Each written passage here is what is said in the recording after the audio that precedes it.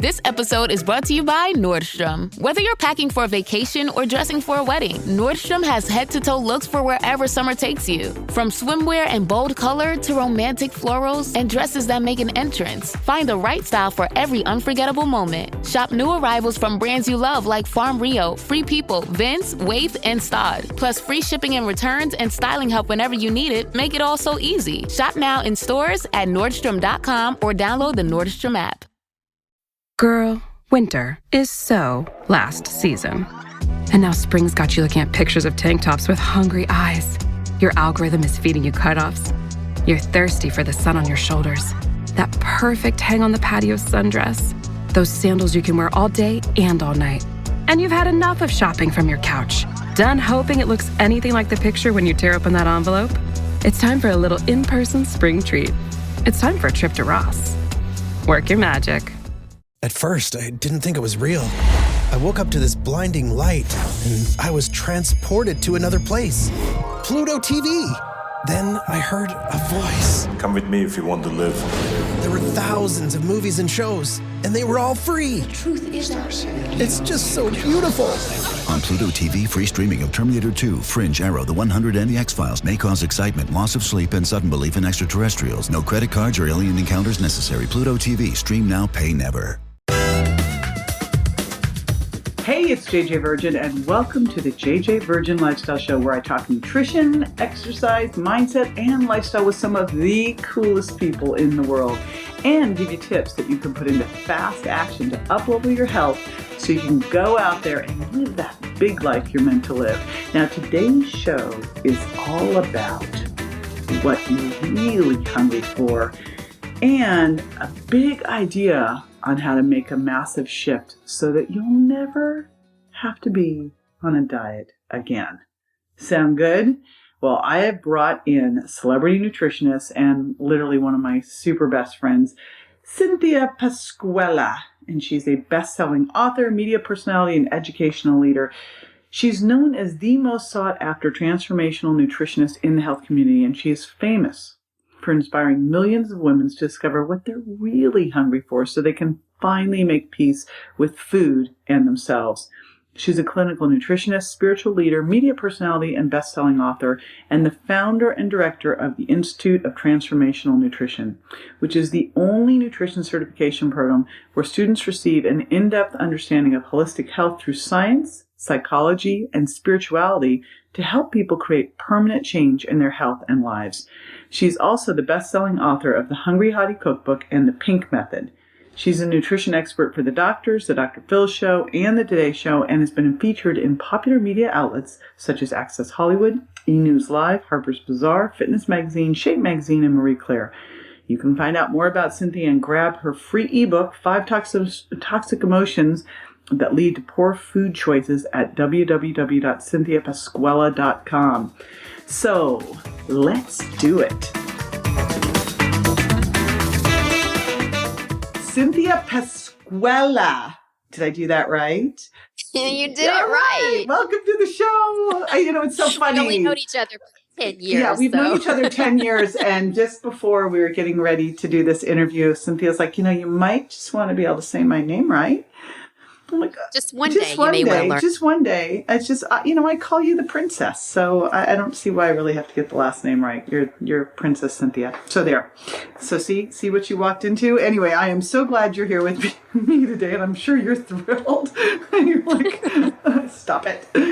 So let's dive in, because what you're doing is so super cool, and no one is talking about this stuff with my audience, so I'm really excited to bring you in.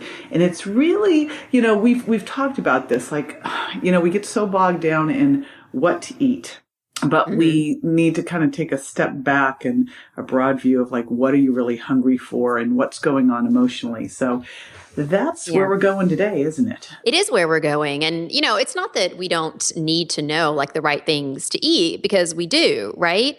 It's just the bigger question of, why do we know what to do and still won't do it? So let's go there. If losing weight and getting healthy, it is about the food, but it's then again really not about the food. So what is it about? Yeah, it's a great question. And for everyone, it's a little bit different, obviously, because we're all different human beings. But essentially, it really is about discovering what you're really hungry for. And what I mean by that is, oftentimes we have these desires, we have these needs, and we can talk about where I feel like those come from. But what we do is we spend pretty much our entire lives, if we don't catch it in time, trying to fill a void that can never be filled with food ever. People talk about emotional eating and we get upset or we get nervous or we're scared or we're lonely and we eat, right? And that's emotional eating. And we think, oh, we need a cure for emotional eating. But it's really not just about emotional eating and putting a Band-Aid on it, which is what we've done up until this point. It's about going deeper, like getting to that root cause of why you, again, know what to do and still won't do it. Like, why are you choosing donuts? Like, what do you really want at your core? Yes, you could just, throw it off on emotional eating. But when you really dive in and dig deeper and get some answers, that's where the permanent change really starts to happen. And that's where the focus on food really starts to go away. And then the weight loss and the health, all of those things are almost a side effect of answering that bigger question, what are you really hungry for? All right. So then how do you discover what you're really hungry for? Yeah. How do we know? I think it's a great question. I think most of us do know, and I think we don't want to know. It's almost easier to say, "Oh, I don't know," but I think we do. I think the thing is, we all grow up, and I'll use women as an example. Men have their challenges too, but I'm a woman, and so I know that best. So, we're born, JJ, and we're like these perfect little human beings. We're these pretty little girls, and they put dresses on us. And if we want something, we just cry and people give it to us. And that seems to work out okay. But then we start getting older and we start hearing things like, oh, you're being too this, you're being too that, you're being too loud, you're acting too crazy. Look at little Debbie over there. Little Debbie's not doing that. Like, she's being a good girl. So you think, oh, okay, there's something wrong with me. See, children have a need to believe their parents. They believe everything their parents say, or any adult figure for that matter.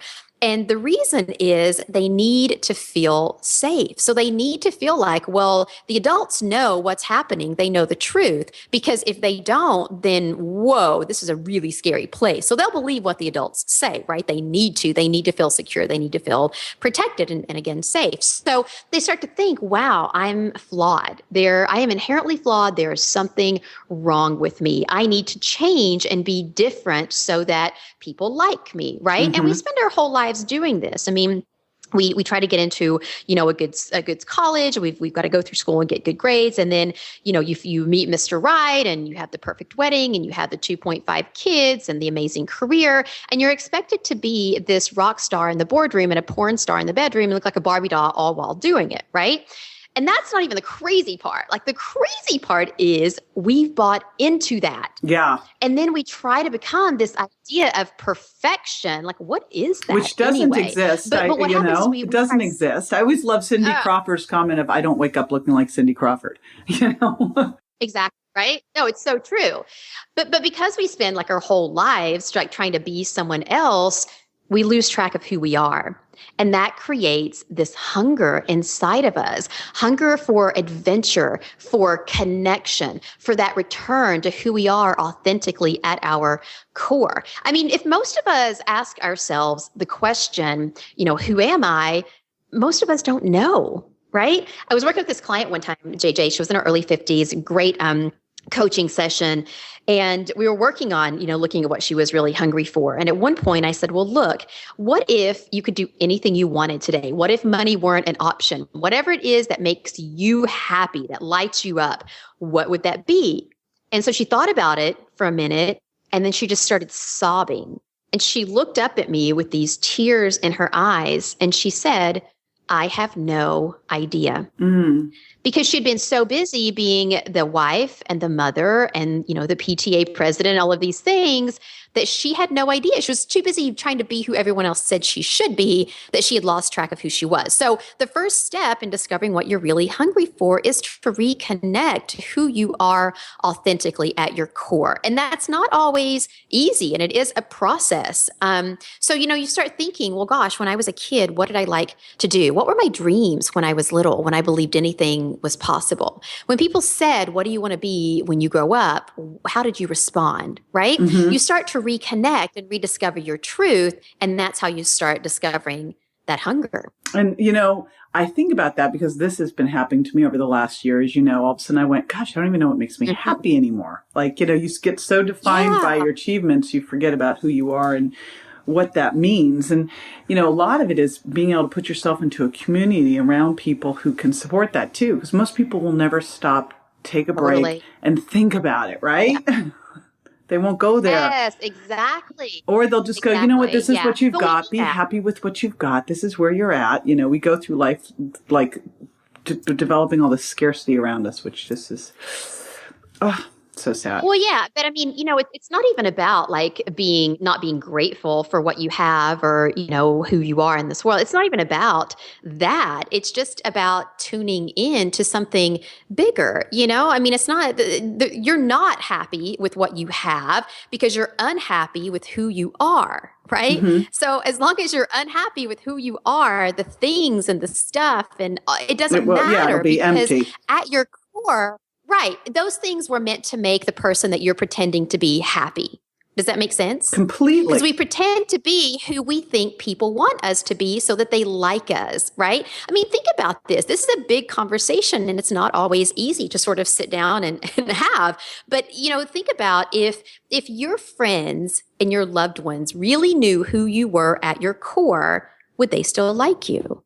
That's a scary thing. I've had wives say to me, my husband would divorce me. My husband, he couldn't do this. He doesn't know like these things about me. And if he did, he wouldn't like them. Right. So if that's who you are and you're pretending to be someone else so that they like you, then first of all, you're living a lie. Right. And that's not fair to you.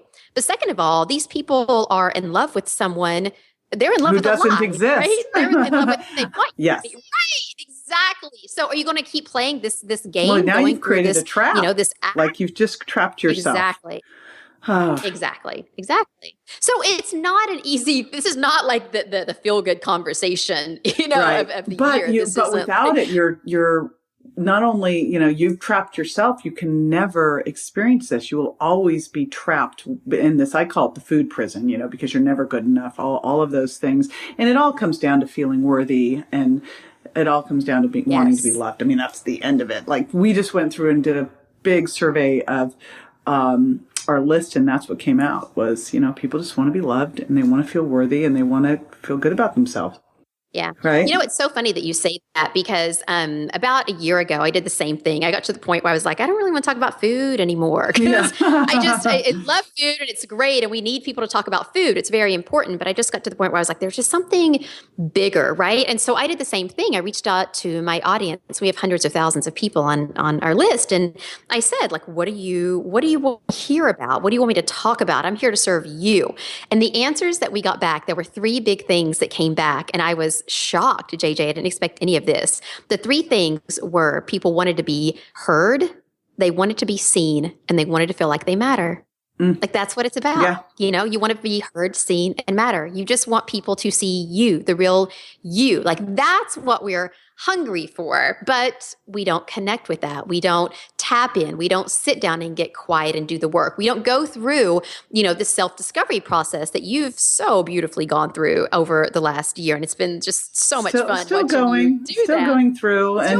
And I think that brings up a really important question is when you're looking at, making a transformation, what are the key components? How do you do this? Because it seems so, I remember going a year ago going, wow, like I've done all this stuff and nothing's making me happy. And I'm like, and now what do you do? More of the same? No, but there's not really, it wasn't like a path. I had to just start digging in, searching. So what do you have for a path? What are the components that you recommend for creating a transformation? Yeah. So first of all, I think we need to just stop at the word transformation and take a look at that for a second.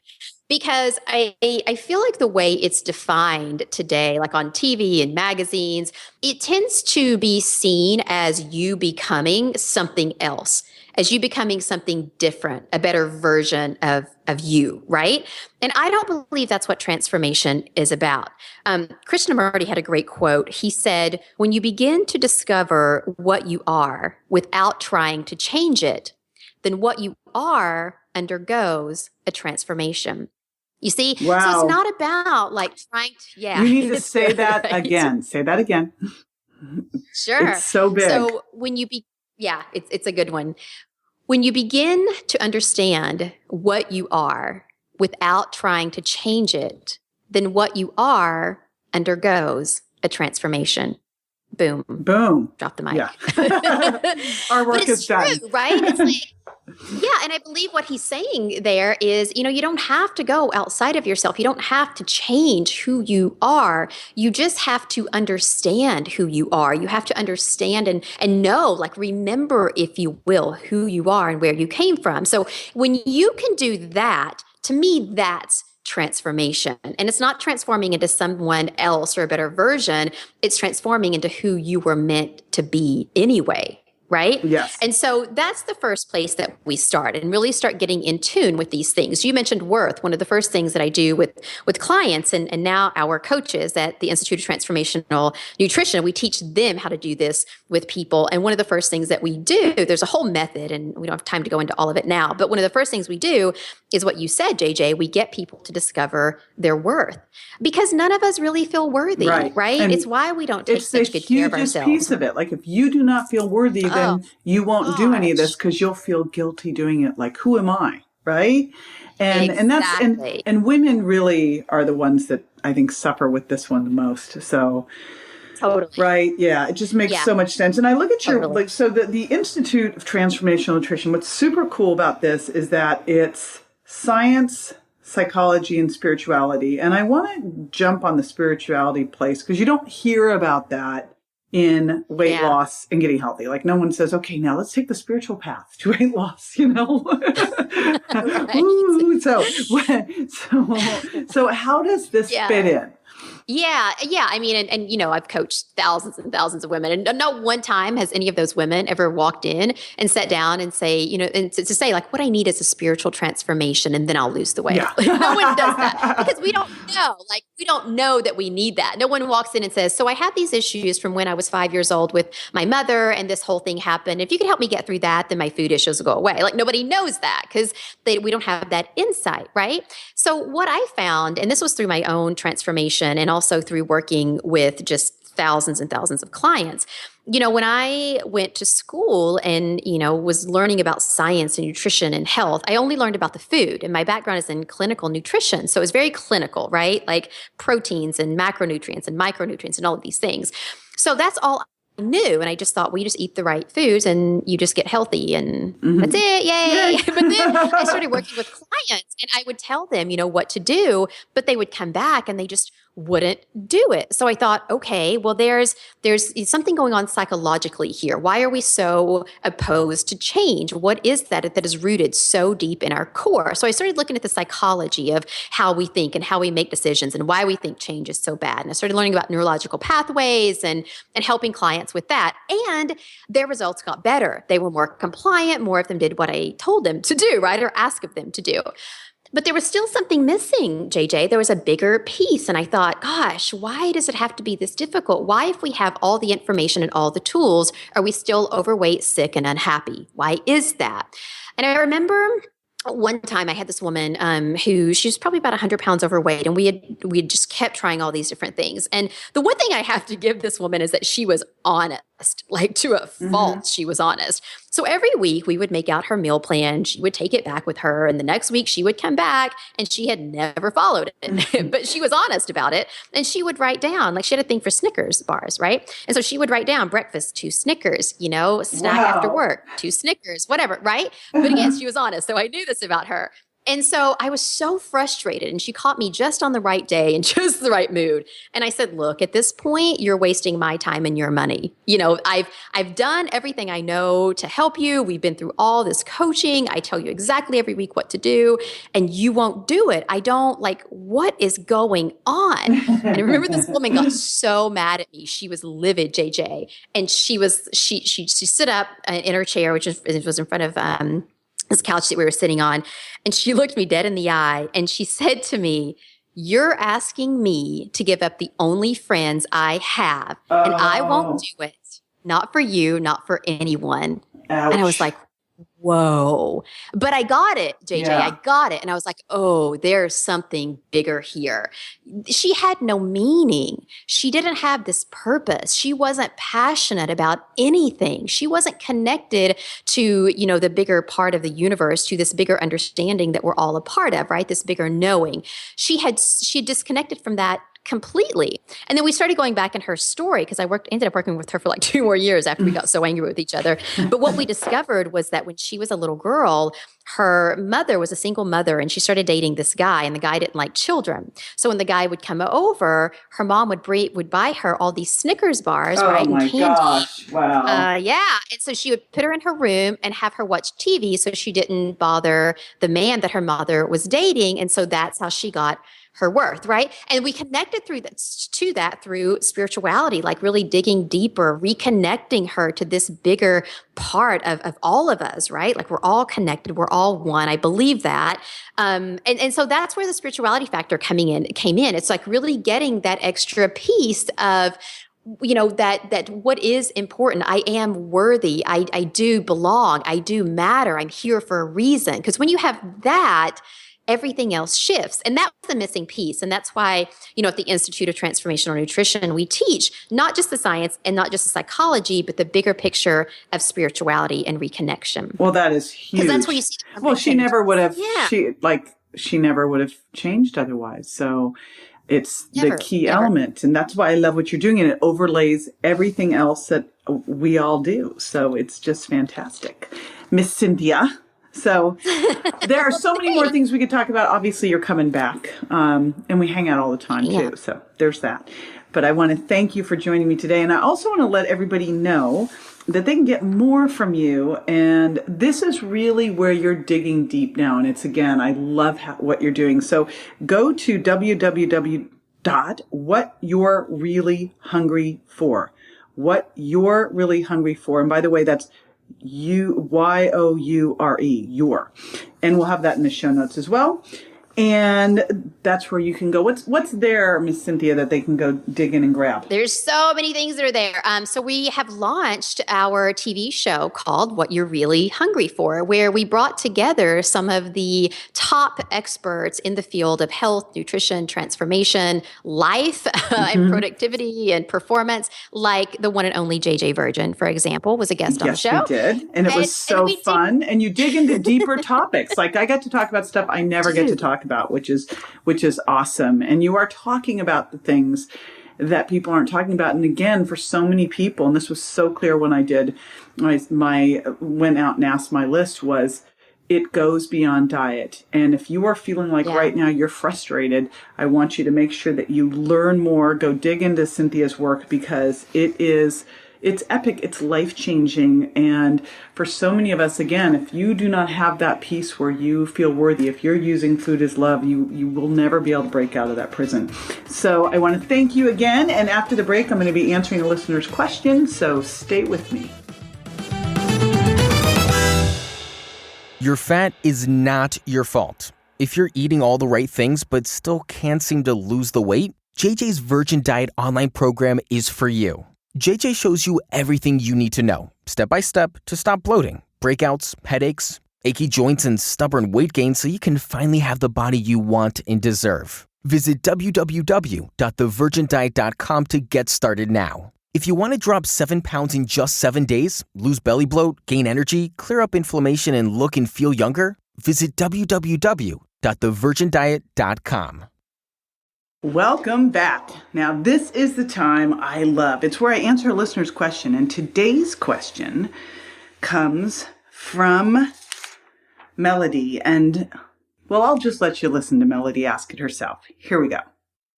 Hi, my name is Melody. I just started reading your Sugar Impact book, finally got around to it, and I'm wondering if there's any modifications you have to take into account when you're pregnant. I currently am almost to the end of my first trimester, definitely eat too much sugar, and want to get started with that, but make sure I'm doing everything safely and appropriately. Thanks.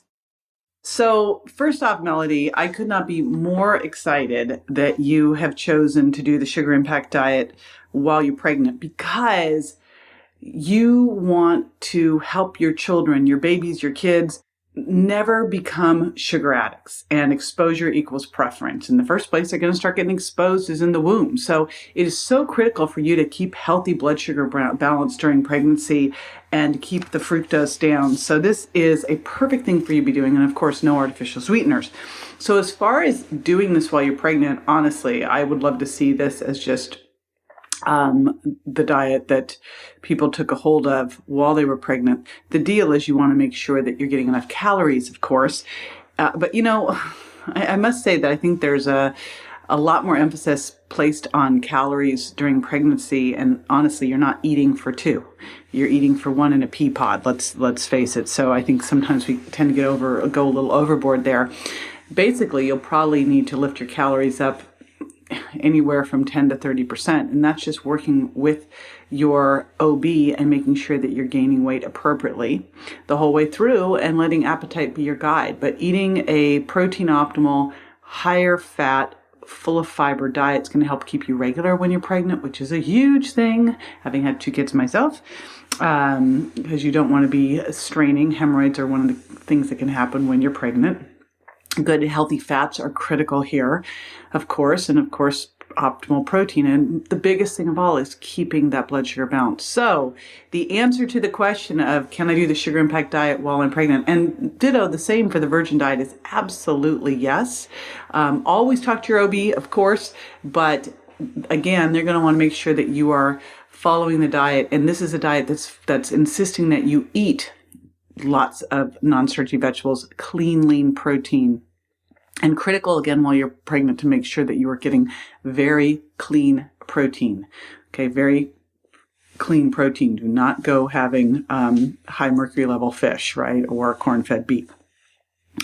So thank you so much for that one. I hugely appreciate you dialing in, and I love it when you submit a question. Now, if you'd like to submit a question, all you do is go to jjvirgin.com/ask, and you can leave a voicemail for me, and I love hearing from you. Now, one more way I'd love to hear from you is I'd hugely appreciate it if you could jump on Stitcher or iTunes and leave a review for me. It helps a bunch. And be sure to subscribe and share the show with your friends.